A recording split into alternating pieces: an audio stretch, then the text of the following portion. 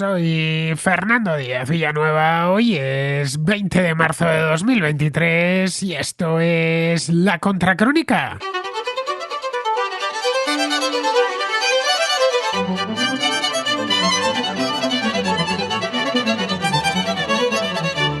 Irán y Arabia Saudita acordaron la semana pasada restablecer relaciones tras varios años de hostilidades mutuas que mantuvieron en vilo la estabilidad y la seguridad en el Golfo Pérsico.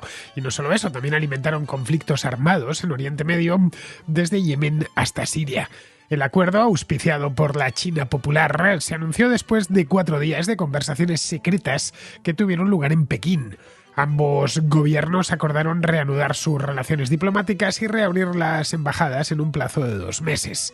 Las relaciones diplomáticas entre los dos países se interrumpieron hace 7 años, en el año 2016, cuando Arabia Saudí acusó a Irán de provocar el asalto a su embajada en Teherán, poco después de que un clérigo chií fuese condenado a muerte por un tribunal saudí. Los problemas fueron a más a raíz de la guerra civil en Yemen. Irán apoya a los rebeldes hutíes y Arabia Saudí al gobierno. Los saudíes acusaron al gobierno de Irán de estar detrás de los ataques con drones que sufrieron en 2019, algo que en Teherán han negado repetidamente, a pesar de que las unidades hutíes están armadas y entrenadas por operativos iraníes. El acuerdo implica la interrupción de esas ayudas y la puesta en marcha de una serie de iniciativas conjuntas en materias variadas como seguridad, comercio, economía e inversión, materias que quedaron todas interrumpidas hace años. Es una incógnita si esto supondrá también el fin de la guerra en Yemen, un conflicto muy sangriento que estalló hace casi 10 años y que ha ocasionado cerca de 500.000 de muertos. Dejando la cuestión de Yemen a un lado, el acuerdo sirve para que el régimen chino saque pecho y se erija en artífice de la paz en el Golfo Pérsico, algo que en principio iría contra los intereses de Estados Unidos. Pero quizá no sea tan así. Nada más conocerse el resultado de las negociaciones, la Casa Blanca informó que estaba al tanto de las mismas y que las había apoyado desde el primer momento para poner fin a la sangría en Yemen, así que no eran tan secretas. Las relaciones entre Arabia Saudita y Estados Unidos no atraviesan de cualquier forma su mejor momento. Tradicionales aliados desde hace décadas, la llegada al poder de Joe Biden en el año 2021 tensó la alianza por el pobre historial de respeto a los derechos humanos por parte de los saudíes, su implicación en la guerra del Yemen y su falta de definición en la guerra de Ucrania. Esto ha coincidido con un acercamiento paulatino entre Arabia Saudí y China. Xi Jinping visitó el país hace poco tiempo, hace solo 3 meses, donde le recibieron con todos los honores. A diferencia de los estadounidenses, los chinos no reclaman reformas ni respeto a los derechos humanos, tampoco reclaman democracia, algo que ellos también desprecian en su casa, por lo que no pueden demandarlo fuera. El interés de China en el Golfo Pérsico es obvio, no hace falta explicarlo. La importancia energética de aquella región sigue siendo crucial. Buena parte del petróleo y del gas que se consumen en todo el mundo provienen de allí y quieren convertirse en el actor hegemónico, el actor de referencia y ejercer de mediador y de árbitro. En definitiva, lo mismo que ha hecho Estados Unidos en los últimos 70 años. A nadie le ha sorprendido el movimiento, tampoco en Washington ha provocado ninguna sorpresa. De hecho, que saudíes e iraníes hayan puesto fin a sus diferencias les ha quitado un serio problema de en medio.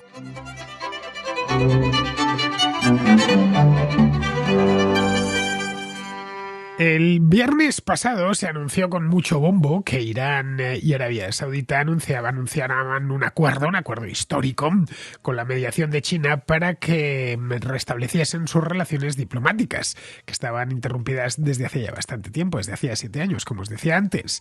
El acuerdo prevé la reapertura de las embajadas en Teherán y en Riad, es decir, la embajada iraní en Riad y la embajada saudí en Teherán, y eso deberían hacerlo conforme a lo que se ha fijado en el acuerdo o lo que ha trascendido de ese acuerdo en cosa de un par de meses, es decir, para el mes de mayo como mucho, y que se avance en una serie de programas de cooperación internacional que habían quedado paralizados, que estaban en marcha en su momento y que habían quedado paralizados en 2016 cuando dejaron de hablarse. El acuerdo ha sido auspiciado por China, por la China Popular, como digo, lo que otorga a su gobierno, al de Xi Jinping, al que dejamos en la última contracrónica, inaugurando 3er mandato, le otorga un papel central como mediador en Oriente Medio y además además de esta manera pues apuntala sus ambiciones, sus inversiones, sus intereses en el Golfo Pérsico. Es indiscutible que Xi Jinping se ha apuntado todo un tanto en el plano internacional e inaugura una nueva era en las relaciones internacionales, al menos en la zona del Golfo Pérsico, una región en la que hasta ahora mismo nadie más que Estados Unidos se atrevía a meter el hocico. China generalmente se abstiene de mediar en nada. No es su política ni su estilo, por lo menos hasta la fecha, y mucho menos en un lugar tan delicado como Oriente Medio, que es todo un avispero.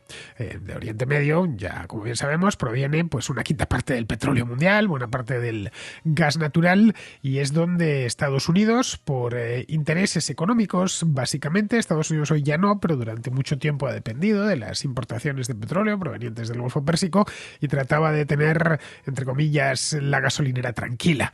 Desde hace unos años ya no es así. La cantidad de petróleo que importa desde el Golfo es pequeña y por lo tanto no les preocupaba, o les preocupaba muchísimo menos. Aun con todas, como llevaban tantos años allí, tienen además una flota patrullando por el Océano Índico, pues de un modo u otro, más las herencias pesadas de otros tiempos, como por ejemplo la guerra de Irak, donde sigue habiendo todavía miles de soldados estadounidenses, creo que son unos 2.500, pues presencia en Qatar, en una base que tienen, presencia en Kuwait. Vamos, que si hay alguna potencia occidental que tiene una presencia clara y masiva en el Golfo Pérsico, esa es Estados Unidos, y no es una cosa de ahora, es una cosa que viene desde la segunda mitad del siglo XX. Vamos, que ha sido, en una palabra, ha sido el padrino de aquello durante muchísimo tiempo. Esto es algo que los chinos han querido hacer ver, mostrando el acuerdo, y se vio en toda la prensa internacional el otro día, el acuerdo entre saudíes e iraníes como un revés para la influencia de Estados Unidos en aquella zona, y sobre todo para que se viese cómo está Estados Unidos perdiendo peso específico en todo el mundo. Caray, si lo pierde en esta zona tan importante, pues que no sucederá en otros lugares. Hace solo pues poco tiempo, 6, 7 años, bueno, incluso me atrevería a decir menos, 4 o 5 años, o algo así, algo como lo que sucedió la semana pasada, hubiese sido directamente impensable. Pero es que muchas cosas están cambiando en el tablero internacional y estamos teniendo oportunidad de verlas con nuestros propios ojos. Las grandes autocracias, es decir, grandes dictaduras del mundo, hay muchísimas, pero hay 4 que son, digamos, las principales. Está China, por supuesto, que es la más grande de todas, está Irán, está Arabia Saudita, está Rusia. Pues parecen haber encontrado cierta sintonía. Lo vemos no solo en esto, sino en otras muchas cosas. Quizá porque perciben que el orden liberal, inaugurado después de la Segunda Guerra Mundial y apuntalado después del fin de la Guerra Fría, hace 30 años, ese orden liberal está en crisis y, claro, quieren sacar tajada y mostrarse como una alternativa a ese mismo orden liberal.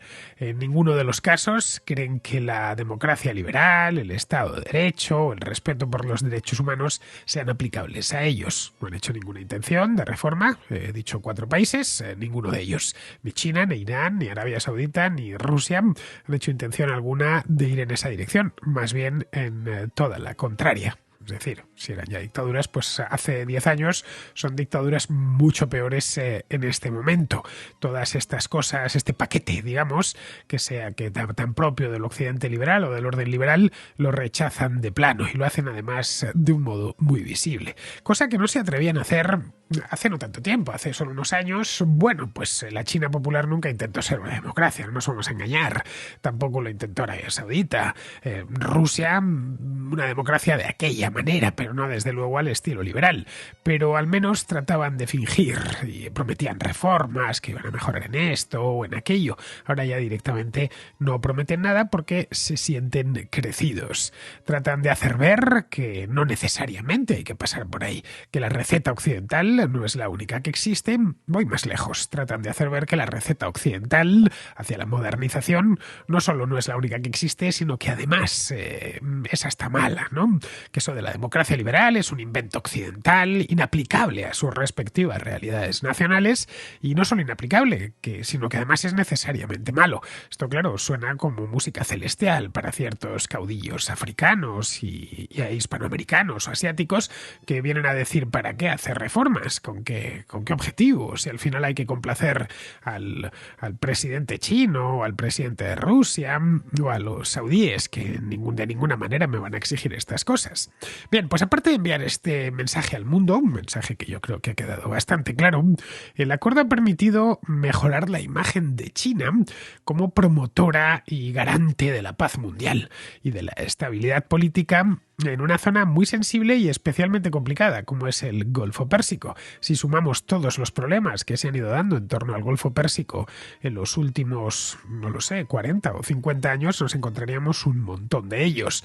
De las últimas grandes guerras dos han tenido lugar allí, las dos del Golfo, primero la de Kuwait y luego posteriormente la guerra de Irak. Más infinidad de problemas, teniendo en cuenta que todos los países ribereños del Golfo Pérsico, especialmente los dos grandes, que son la antigua Persia, el actual Irán, y al sur Arabia Saudí, luego hay una serie de emiratos que son más pequeñitos, pues son países que no tienen entre ellos, especialmente árabes con persas, con iraníes, no tienen muy buena relación.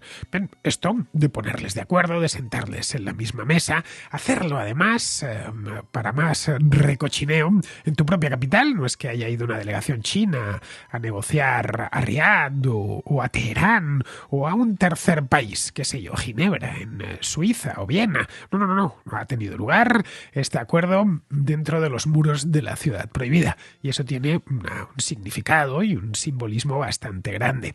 En algunas cancillerías asiáticas o africanas o hispanoamericanas esto puede percibirse, de hecho estoy convencido que ya se está percibiendo como la materialización de algo que vienen repitiendo desde hace mucho tiempo. Una idea que hasta nosotros, hasta el Occidente ha llegado. Esa idea de que China es una potencia en ascenso fulgurante, que no podemos frenarlo, ni podemos soñar siquiera con frenarlo, que es la futura potencia hegemónica a la que hay que tomar muy en serio. Y que además el relevo no es que se vaya a producir dentro de 3, 4 o 5 décadas, es que se va a producir dentro de 3, 4 o 5 años. Y esto significa que la antigua potencia hegemónica, es decir, Estados Unidos y sus aliados de la OTAN o sus aliados del Pacífico, pues están ya todos en una imparable decadencia, amenazados desde fuera y desde dentro de sus propios países. Esa narrativa, ese relato general, ¿no? Ese de que está el Occidente ya está las últimas y es una cuestión de que le den la puntilla, una cuestión de tiempo, de poco tiempo, tiene mucha fuerza en un montón de partes del mundo y hay infinidad de especialistas en la materia que así lo exponen en sus trabajos y en sus artículos sobre este tema.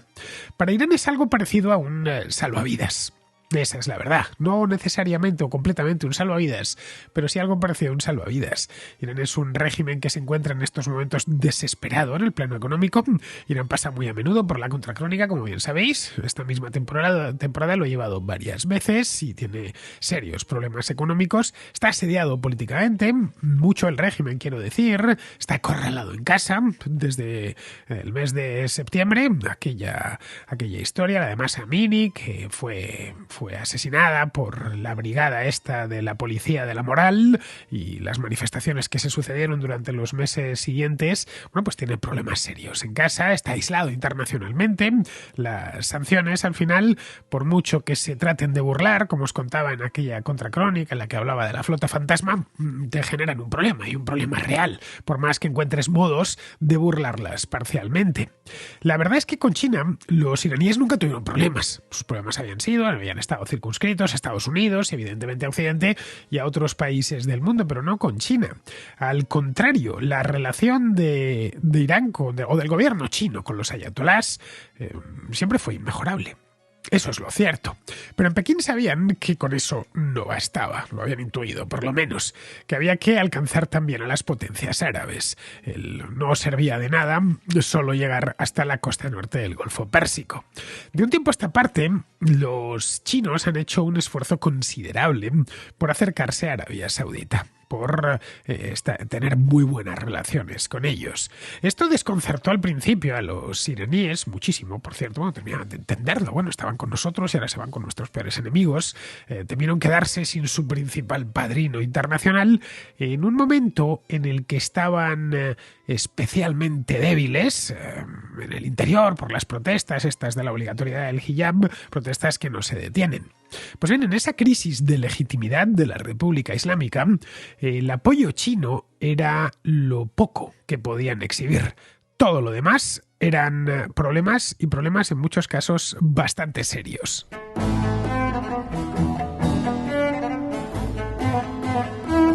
Los problemas de Irán son tantos que harían falta varias contracrónicas para ir uno tras otro explicándolos todos. Pero vamos, son muchos, algunos han pasado por aquí en programas anteriores, problemas internos por el desencanto juvenil que hay, problemas por la obstinada crisis económica que padece el país desde hace años, problemas por la guerra o derivados de la guerra en Yemen. La guerra en Yemen es un problema serio para Irán y lo ha sido. Es un conflicto enquistado desde hace ya casi 10 años que lo único que da a los iraníes es gasto. Muchos iraníes, de hecho iraníes de a pie, se preguntan por qué tienen que enviar tantas armas sofisticadas, además, y muy caras, tanta ayuda a una guerra tan remota, porque es que Irán está bastante lejos de Yemen, a diferencia de Arabia Saudí, que no deja de ser un país fronterizo, queda en el otro lado de la península arábiga. Es más, seguramente hay muchos iraníes que les costará colocar Yemen en el mapa, pues se preguntan eso, cuando a ellos les falta lo esencial, o ven como la inflación está disparada, o no hay expectativas para sus hijos, el desempleo es alto. Los ayatolás saben desde hace tiempo que lo de los hutíes en Yemen era una ratonera. Pero claro, no podían salir de allí por las buenas. Pues bien, Xi Jinping les ha puesto en bandeja una retirada más o menos honrosa de Yemen y sobre todo les ha puesto en bandeja un ahorro considerable. Les permite también recuperar el aliento y mirar a Estados Unidos y a su odiado Occidente con otra cara, ya que ahora pueden presumir de tener un protector poderoso y con predicamento internacional que en estos momentos pues no anda en muy buenos términos con su principal enemigo, que es Estados Unidos. Para la obsesión que tienen en el gobierno iraní con borrar Israel del mapa, algo que da igual quién gobierne, todos están con esa idea metida en la cabeza y no hay manera de sacársela, eso también les viene bien. Israel se había acercado en los últimos años a los Emiratos del Golfo. Bueno, los acuerdos de Abraham entre los Emiratos Árabes Unidos e Israel se firmaron hace poco, hace 2 años y medio, poco más, en septiembre de 2020 fue exactamente. Y la voluntad israelí era seguir por el mismo camino con Arabia Saudí. Aunque los bin Salman, la familia reinante y gobernante, no han estado por la labor hasta ahora. Pero vamos, a pesar de ello, la relación entre Arabia Saudí e Israel no se podía decir que fuese mala. Quizá podría empezar a ser algo peor a partir de ahora. Para los iraníes, en definitiva, hacer las paces con Arabia Saudí son todo, casi todo, ventajas. La principal es, no sé si el final, porque esto es muy arriesgado decirlo, pero sí al menos la suspensión temporal, una tregua, algo parecido, del asunto este de Yemen. Entiendo que si lo suspenden, lo suspenderán mediante una tregua oficial, aunque no depende directamente ni de saudíes ni de iraníes. No olvidemos que ellos están combatiendo allí de manera indirecta. Esta guerra civil, de la que se ha hablado no demasiado, y es una pena porque está siendo una guerra muy cruenta, no se habla demasiado porque es que está en un lugar del mundo pues un tanto apartado en el sur de la península arábiga, a pesar de que por delante de Yemen pasa buena parte del tráfico de carga mundial, está frente al Cuerno de África. Pero vamos, no es un asunto que haya llenado precisamente las páginas de los periódicos. Ya sabéis aquello, el kilómetro sentimental. Cuando sucede una tragedia cerca de tu casa o en un país vecino, pues te sientes mucho más interpelado que si está ocurriendo en la otra punta del mundo. Bien, pues esta guerra empezó hace bastante tiempo, empezó en 2014, cuando los hutíes, apoyados por Irán, se apoderaron de la mayor parte del país. Eso desencadenó la intervención saudí para restaurar al gobierno, lo que a su vez condujo a una escalada que no se ha detenido desde entonces, hasta el momento presente. Hoy el conflicto está enquistado con la mayor parte del país en manos de los hutíes, pero no es tan fácil como decir hutíes frente al gobierno. Hay muchísimos elementos más en discordia y está además el Estado Islámico local, que es otra de las partes beligerantes. En 2019, los que escucháis la contracrónica desde hace muchos años lo recordaréis, dediqué un programa a esta historia. Hubo un ataque de drones iraníes que atacaron las instalaciones de procesamiento de crudo de la compañía petrolera saudí Aramco en el Golfo Pérsico, es decir, atravesaron media Arabia para llegar hasta allí. Les hicieron un buen roto. Le dediqué a esta historia porque me pareció muy grave, un programa entero. Y luego ya posteriormente, en 2021, ya después de la pandemia, los hutíes fueron un poco más allá y utilizaron armas iraníes para atacar con misiles objetivos saudíes. Los saudíes, por supuesto, respondieron atacando objetivos en Yemen, en algunos casos objetivos civiles. Estados Unidos trató de intervenir porque además la comunidad internacional se lo estaba exigiendo, no puede haber esta matanza en Yemen, por muy lejos que nos pillen, tiene que hacer algo, la primera potencia mundial, para frenar esto. Trató de intervenir para que se firmase una tregua, para que alcanzasen una paz, pero claro, eso pasaba por un acuerdo entre iraníes y saudíes, para que restableciesen las relaciones diplomáticas y pudiesen parar aquello. A fin de cuentas, esa guerra se está librando. Los muertos los está poniendo Yemen, están muriendo los propios yemeníes, aunque también está muriendo algún saudí que otro, porque el ejército saudí no se está comportando precisamente de manera heroica en ninguno de los aspectos. Pero vamos, ellos están poniendo los muertos, y las armas, quienes están alimentando esa guerra, están siendo las armas iraníes de un lado y las armas saudíes de otro. El propio Arabia Saudí ha tenido ya problemas con los países occidentales, que le venden muchísimas armas, y claro, temen que eso termine al final en la guerra de Yemen. Bien, Bin Salman, en aquel momento, cuando Estados Unidos lo ofreció, se negó a restablecer las relaciones hasta que Irán dejase de apoyar a los hutíes y de atacar a Arabia Saudita. Los ayatolás, por su parte, pues lo previsible, no se querían sentar en la misma mesa que Estados Unidos, con quienes están no en guerra abierta, pero sí con una guerra soterrada desde hace 40 años, pues desde más de 40 años, desde la Revolución iraní de 1979. Así que la cosa quedó en simples intenciones. Bien, eso es lo que vieron o debieron ver desde Pekín. Se abría una ventana de oportunidad para ellos que no han dudado en utilizar y en poner a su favor. Que se llegue a una tregua en Yemen es una buena noticia, es de hecho una excelente noticia para el género humano, quiero decir, y lo es para todos, pero empezando por los propios yemeníes, que son quienes están poniendo los muertos y la destrucción. Muertos muchísimos hay, y las cifras evidentemente hay que tomarlas con pinzas, porque lo que nos llega desde allí no es la información que nos llega desde allí, no es la mejor, pero se calcula que hay unas 400.000 víctimas a día de hoy. Tampoco es que estemos hablando de un país muy poblado, vamos, que no es la India ni es China, que está devastando realmente el país. La destrucción, pues 3/4 partes de lo mismo. Es bueno para ellos, para empezar. Y además es bueno siempre que se acabe una guerra. Es bueno para las dos potencias implicadas, porque así podrán salir de aquella ratonera, y también lo es para Estados Unidos, ya que de este modo tiene un problema menos que atender, y eso seguramente destense las relaciones con Arabia Saudí, muy deterioradas en parte por el modo en el que estaban abordando la guerra en Yemen, donde no han dudado en atacar a la población civil, como os decía antes, algo que estaba echando en cara al propio Joe Biden la opinión pública estadounidense. Estaba diciendo, bueno, estamos aquí enviándoles armas a los saudíes para que luego se dediquen a bombardear aldeas de civiles yemeníes que no tienen la culpa de nada. De cualquier manera, no deberíamos hacernos ilusiones con que la reanudación de las relaciones diplomáticas entre Irán y Arabia Saudita ponga fin a todos los conflictos entre los dos países, que van mucho más allá de lo de Yemen. Ambos se disputan desde hace décadas el liderazgo del mundo musulmán y la hegemonía regional. Así que por mucho que se reabran las embajadas, algo que siempre es positivo, los recelos mutuos van a seguir ahí. No olvidemos que Rusia y Ucrania tenían relaciones diplomáticas plenas antes de que los rusos se anexionasen Crimea en 2014. Las relaciones diplomáticas no significan nada per se. La Alemania nazi tenía relaciones con Polonia e invadió el país sin arrugarse, sin ningún problema, el 1 de septiembre del 39. No suponen ni mucho menos amistad o comunidad de intereses. El acuerdo es un paso positivo, es necesario, pero es pequeño. Y sobre todo es fácil de deshacer.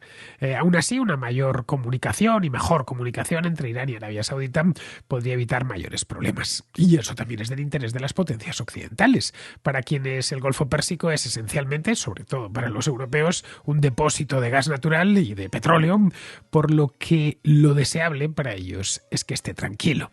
Queda por ver también si los beneficios del acuerdo para el gobierno iraní se traducirán en ganancias a largo plazo. Irán y sus aspiraciones de convertirse en una potencia nuclear todavía se ven como una amenaza para la seguridad mundial, y eso no cambiará con este acuerdo, pero sobre todo para la seguridad regional. Evidentemente que Irán tenga armas nucleares no gusta a los israelíes, pero tampoco gusta a los saudíes. El nivel de desconfianza entre ambos entre iraníes y saudíes sigue siendo alto. Si el acuerdo se rompe, es más probable que se culpe a Irán, tal vez incluso a China, por meterse donde no le han llamado. Dado que el movimiento democrático en Irán no se va a desvanecer en el corto plazo, el régimen iraní ha ganado algo de tiempo, pero como os decía antes, no un salvavidas definitivo. La economía está al borde del colapso, la resistencia al régimen, especialmente de las mujeres, ha disminuido algo, pero no ha desaparecido, y la diáspora iraní nunca ha estado tan organizada y movilizada para empujar al país hacia una democracia liberal. Vamos, que no parece una pérdida tan grande. Estados Unidos no necesita y no debe tratar de contener el poder chino en todos los lugares del mundo. Ese error ya lo cometió con los soviéticos. Fue el error que cometieron frente a la Unión Soviética en la Guerra Fría y que les metió en atolladeros como la Guerra de Vietnam. Estados Unidos, además, hoy ya no tiene ni los recursos ni la voluntad política para una contención total. Hay lugares prioritarios donde realmente se juega algo como el Pacífico o la propia Ucrania. En ambos las autocracias amenazan directamente a sus aliados, cosa que no sucede en el Golfo Pérsico. El acuerdo entre saudíes e iraníes es uno de esos casos en los que la Casa Blanca no necesita gastar energía tratando de entorpecer a los chinos. El problema se lo podría encontrar China en el medio plazo. Xi Jinping tiene ahora la responsabilidad de mantener la paz en Oriente Medio. No es tarea fácil, tal y como Estados Unidos ha podido comprobar. Además, el acuerdo podría naufragar en cualquier momento. La declaración conjunta no aclara cómo las partes firmantes responderán a posibles violaciones del acuerdo. Hay un montón de preguntas aquí. ¿Cómo responderán los diplomáticos chinos a un intercambio de fuego entre las fuerzas apoyadas por Arabia Saudí y las fuerzas apoyadas por Irán en Yemen, en caso de que no se consiga la tregua, o un ataque terrorista en uno de los dos países, con uno culpando al otro por apoyarlo, o en el caso de que Israel anuncie nuevas medidas para detener el programa nuclear de Irán, que harán los chinos? Cuando inevitablemente resurjan las tensiones entre Arabia Saudí e Irán, hay que plantearse y que preguntarse si será China capaz de imponer su criterio sin verse arrastrada a ese avispero. Es una apuesta muy arriesgada, como veis, que mostrará las limitaciones de China como superpotencia, ya que Arabia Saudí y Estados Unidos seguirán siendo aliados muy cercanos en términos económicos y militares. En términos económicos, la economía saudí es una economía que está muy imbricada con la del resto de Occidente, y luego todo su ejército está compuesto por armas occidentales, desde cazas Eurofighter a corbetas españolas hechas en Navantia, pasando por tanques M60 o sistemas lanzacohetes estadounidenses. Realinear las alianzas militares y económicas necesita mucho más que un simple tratado, que un simple acuerdo. A China le harán falta décadas, si es que lo consigue, las mismas que ha necesitado Estados Unidos para convertirse en el árbitro de aquella región. En fin, solo nos queda esperar que los chinos aprendan las lecciones de los muchos errores que los estadounidenses cometieron allí. Esto último no es ni mucho menos seguro.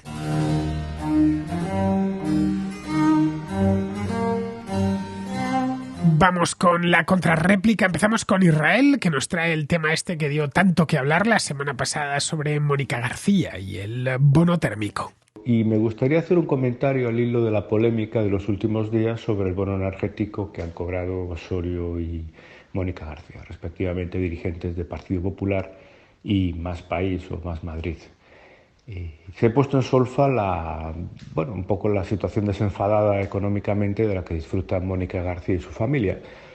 Sus partidarios nos dicen que dónde está el problema, que una persona pues defienda posturas progresistas y teniendo lo que podríamos describir como una vida resuelta. Bien, la primera cuestión es que la que parece avergonzarse de esta circunstancia, la primera que parece hacerlo es Mónica García.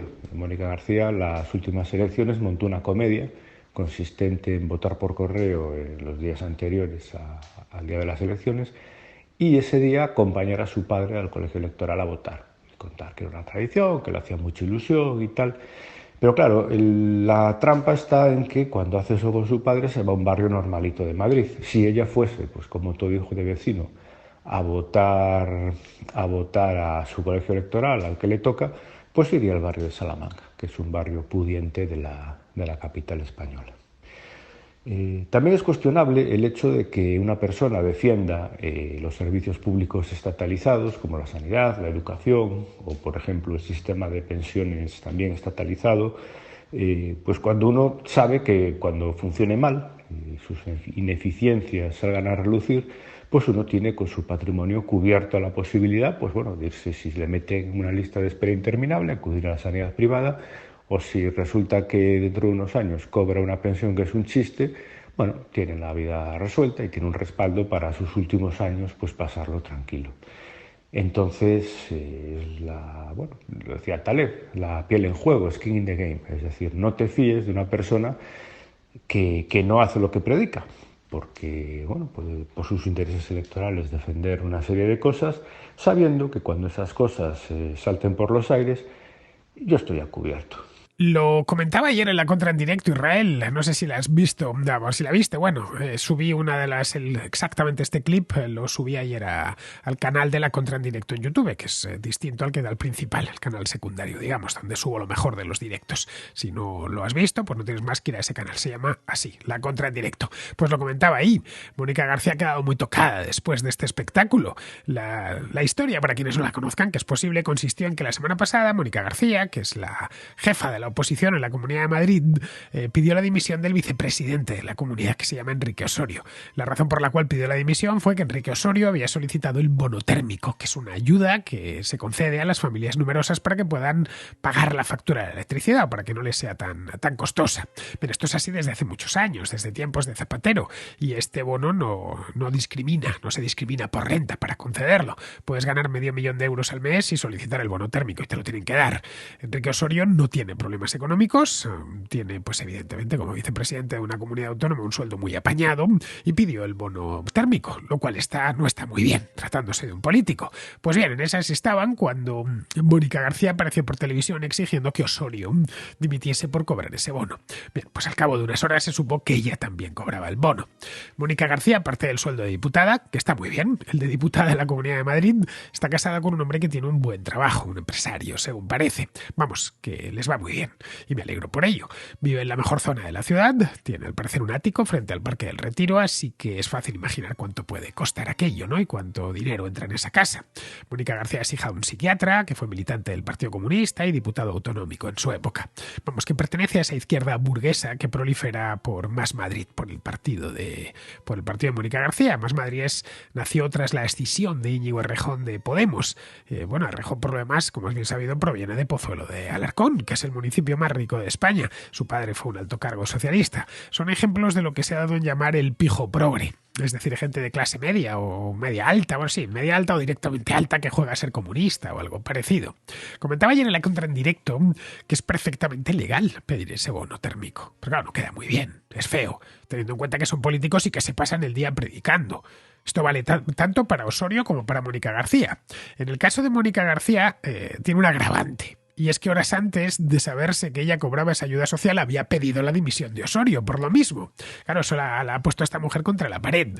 Muchos se preguntan si la dimisión vale solo si lo hace el contrario, pero no si lo hacen ellos. La semana pasada se rumoreaba que iba a dimitir porque, claro, les estaba costando mucho en esperanza de voto. Vamos, que no sabemos lo que va a pasar con Mónica García, pero las elecciones están muy cerca. A solo 2 meses y una semana vista, por lo que es posible que haya movimiento. En la Comunidad de Madrid hay 3 partidos de izquierda que se pelean por quedar segundos, después del Partido Popular. En las últimas elecciones, las de 2021, el que quedó segundo fue Más Madrid. Claro, esto ha sido toda una oportunidad, tanto para Podemos como, por supuesto, para el PSOE, que están ahora a navajazo limpio contra Mónica García, tratando de utilizar este escandalillo para robarle votos y, si es posible, para llevársela por delante. Así es la política, ¿qué le vamos a hacer? Esta mujer, por cierto, es médico anestesista, así que si en el caso de que se fuesen, no tendría una merma, los anestesistas ganan bien, no tendría una merma económica y tendría un trabajo, vamos, que no es Irene Montero, que no se le conoce empleo antes de dedicarse a la política, pero esta mujer sí, esta mujer es médico. Bien, seguimos con Nacho, que nos habla de la reforma de la ley Mordaza. Saludos a todos los contraescuchas de uno y otro lado del Atlántico y a ti, Fernando. Y hoy me gustaría mencionar el intento de reforma del gobierno de coalición español de la mal llamada Ley Mordaza, la Ley Orgánica de Seguridad 4/2015. Y bueno, manifestar que los puntos en los que quieren tocar rápidamente, voy a ver si me da tiempo a hacer los más importantes, la presunción de veracidad administrativa para las sanciones, lo que haría ineficaz la ley porque sería difícil de demostrar las sanciones al poner al mismo nivel denunciante y denunciado y indubio pro reo, ¿no? En caso de duda, pues a favor del reo. La eliminación de las bolas de goma de los antidisturbios, que es un material para repeler las turbas violentas, y eso dejaría a los agentes de antidisturbios en una situación de indefensión grave, porque las cargas están muy limitadas, las cargas policiales, y muchas veces se limitan simplemente a soportar pues que les caigan lluvias de adoquines y todo tipo de objetos, con las consecuencias que traen, que ya ha habido lesionados muy graves que han terminado dejando el cuerpo por lesiones graves, para haber quedado impedidos para la función policial. Otra de las medidas son la prohibición de los registros corporales. Eso impediría, por ejemplo, registrar para el acceso a un espectáculo público o si se sospecha del consumo de drogas o se pilla infragante en consumo de drogas, tampoco se podría sancionar, porque si tiene más drogas encima o se ha deshecho de las que tenía, no lo puedes registrar, pues si no lo puedes registrar, pues tampoco hay mucho que hacer, no se le va a poder sacar nada. El permiso, la falta, otro de los puntos sería la falta de notificación de las manifestaciones. Podría, sin notificación ninguna delegación, hacer manifestaciones sin permiso ninguno. Eso podría ser un caos para las ciudades, que eso lo conocerá bien Fernando, las ciudades grandes como Madrid. También se permitiría grabar y difundir las imágenes policiales, con lo que significa de imágenes de policía, con lo que eso significa, porque claro, esas imágenes grabadas pueden ser tergiversadas, pueden manipuladas, pero sobre todo es para la seguridad propia de los policías, al que les puedan identificar con esas imágenes, averiguar dónde viven, por dónde se mueven, etcétera, etcétera, y sobre todo para la seguridad de las familias de los policías, que también sería esto teniendo en cuenta que los policías no pueden grabar a los ciudadanos. Con lo cual, bueno, pues una situación curiosa, ¿no? El ciudadano puede, pero el policía no puede grabar. Dice, otra de las medidas sería la progresión de las sanciones, que hasta cierto punto puede ser razonable para gente que tenga muchos ingresos, pero tiene que ponerse un tope por la parte baja, porque si no, simplemente cuando eres una persona de bajos ingresos o insolvente, pues no tendrías ningún tipo de sanción, claro. Bueno, eh, el llamado servicio de taxi de la policía, que es decir, te tenían que llevar allí donde te recogieron para poderte identificar. Eso repercutiría en eliminar operativos que estarían haciendo del servicio de taxi. Pues si te han recogido a media hora o 20 minutos de la comisaría, serían otra media hora, 20 minutos que ese vehículo perdería de estar disponible para el orden público en el traslado de la persona que ha sido identificada para sanción o lo que sea, ¿no? Se permitiría la resistencia pasiva, la falta de respeto y la desobediencia. Y esto, como bien dice el experto criminólogo y policía nacional Samuel Vázquez, todas estas conductas, las que no tienen castigo, tienen recompensa y escala. Es decir, habría problemas de orden público cada vez más graves debido a que al no tener consecuencia ninguna, el insulto, la falta de respeto y la desobediencia a los agentes, pues los mismos infractores irían subiendo en su nivel de agresión, de agresividad y de, en fin, pues eso, de delincuencia. Y por último, los rechazos en fronteras, que habría que, como pasa muchas veces se ven las imágenes, que los agentes están impidiendo que pasen, que traspasen la frontera, que salten el muro. Bueno, pues ahora habría que facilitarlo y después tramitarse el rechazo y expulsarlos.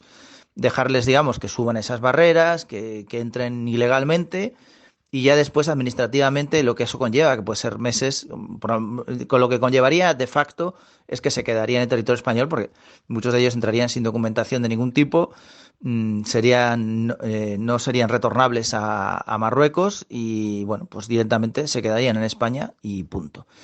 Y mencionar también que esto, los sindicatos policiales se están manifestando en contra de esta reforma, pero a los que mayor afecta y los que deberían estar más preocupados no son los agentes policiales, que se limitarán a hacer lo que la ley ponga, y si pone eso, pues directamente la ley de seguridad ciudadana será más que un papel mojado.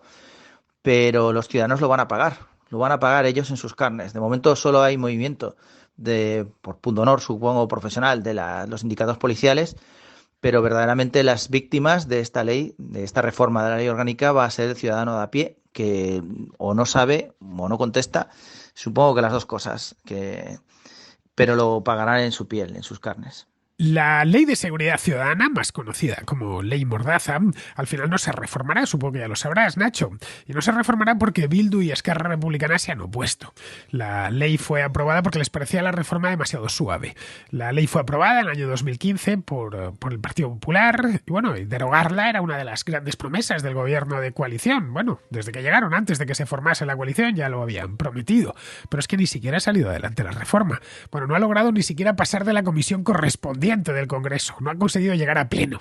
Se habían puesto de acuerdo creo que en 36 artículos de los 54 que tiene esta ley, pero les faltaban el resto. No se pusieron de acuerdo en unos pocos temas y por eso Bildu y Esquerra no han querido apoyar la reforma. No han cedido concretamente, creo que son en 4 exigencias. La prohibición de las pelotas de goma, por parte de los antidisturbios, la rebaja de sanciones por desobediencia a la policía o por falta de respeto a los agentes y el veto a las devoluciones en caliente de los emigrantes. O sea, lo que ha sucedido lo hemos visto en Ceuta o en Melilla. Claro, al no haber acuerdo en estos puntos, la reforma de la ley ha sido rechazada. Es decir, que querían ir más lejos, Bildu y Esquerra querían ir más lejos aún, y además les convenía distanciarse de Sánchez, porque las elecciones están muy cerca y el nombre PSOE lo mancha todo. Así que de este modo pueden presumir ante su electorado en el País Vasco y en Cataluña que, bueno, después de haber extendido un cheque tras otro al gobierno durante años, con este ya se han negado. La mayoría de la investidura, como vemos, se está deshaciendo. Se le está deshaciendo a Sánchez en las manos, porque ya, claro, cada uno mira por lo suyo. Si vuelven a gobernar, quizás se pongan de acuerdo y pasen la reforma, pero no lo harán, yo creo, mientras estén en el gobierno, ¿eh? Han tenido 5 años para hacerlo. Sánchez en el mes de junio va a hacer 5 años en el gobierno y no lo ha hecho, a pesar de que lo venían prometiendo. Desde 2015 venían prometiéndolo. Pues nada, han pasado más tiempo prometiéndolo que haciendo cualquier otra cosa, pero no lo han hecho. Bueno, ahí lo tienes, 5 años y ni se han puesto con ello.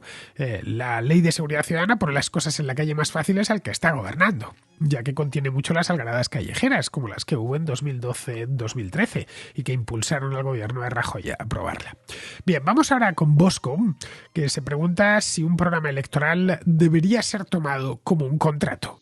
Buenas tardes, Fernando. Quería darte en primer lugar la enhorabuena por tu programa.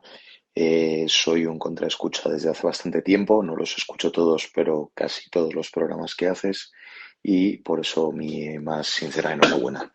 Y sobre la materia que yo te quiero plantear, ahora que empezamos con época de elecciones y por lo tanto de mentiras varias por parte de los partidos políticos, quería saber tu opinión respecto a si los programas de los partidos políticos deben funcionar como una suerte de contrato de mandato entre los partidos políticos y los ciudadanos, de tal manera que si se incumpliera el mandato que los ciudadanos damos a los mandatarios, esto es, las promesas que se hacen en campaña electoral, tendríamos o debiéramos tener la capacidad de resolver esos mandatos, ¿no? Y por lo tanto revocar al gobierno de turno. Me consta que ha habido en el pasado en España diferentes denuncias contra partidos políticos, creo que hubo una contra Mariano Rajoy, me consta que hubo contra el gobierno de Zapatero y contra Felipe González, esto creo que fue por la entrada en la OTAN, y siempre se han desestimado por parte de la justicia porque se entendía que no se puede judicializar la capacidad del poder ejecutivo. Pero creo que si existe un incumplimiento flagrante, y por supuesto aquí habría que discutir que es un incumplimiento flagrante, pero que si existe un incumplimiento flagrante de un programa político, se debe tener la capacidad por parte de los ciudadanos, que al final somos los soberanos, o se supone que lo somos, de revocar ese mandato, ¿no? Y por lo tanto que caiga el gobierno de rigor y se celebren nuevas elecciones. No sé qué opinas.